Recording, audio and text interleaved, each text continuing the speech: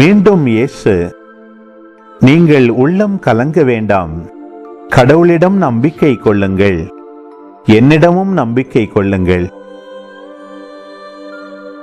என் தந்தை வாழும் இடத்தில் உறைவிடங்கள் பல உள்ளன. அப்படியில்லை எனில் உங்களுக்கு இடம் ஏற்பாடு செய்ய போகிறேன் என்று சொல்லி இருப்பேனா? நான் போய் உங்களுக்கு இடம் ஏற்பாடு செய்த பின் திரும்பி வந்து உங்களை என்னிடம் அழைத்துக் கொள்வேன். அப்போது நான் இருக்கும் இடத்திலேயே நீங்களும் இருப்பீர்கள். நான் போகும் இடத்திற்கு வழி உங்களுக்கு தெரியும் என்றார்.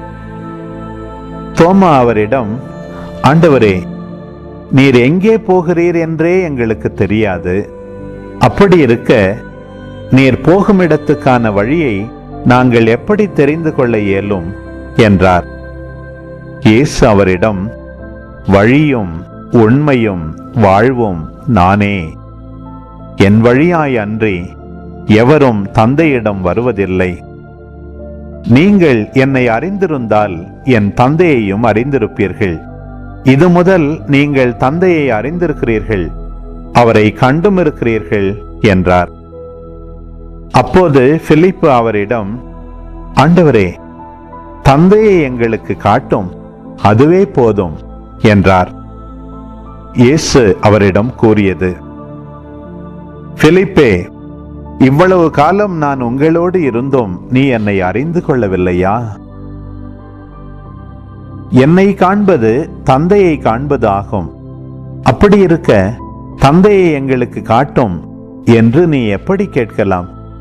நான் தந்தையினுள்ளும் தந்தை என்னுள்ளும் இருப்பதை நீ நம்புவதில்லையா? நான் உங்களுக்கு கூறியவற்றை நானாக கூறவில்லை, என்னுள் இருந்து கொண்டு செயலாற்றுபவர் தந்தையே. நான் தந்தையுள் இருக்கிறேன், தந்தை என்னுள் இருக்கிறார். நான் சொல்வதை நம்புங்கள்.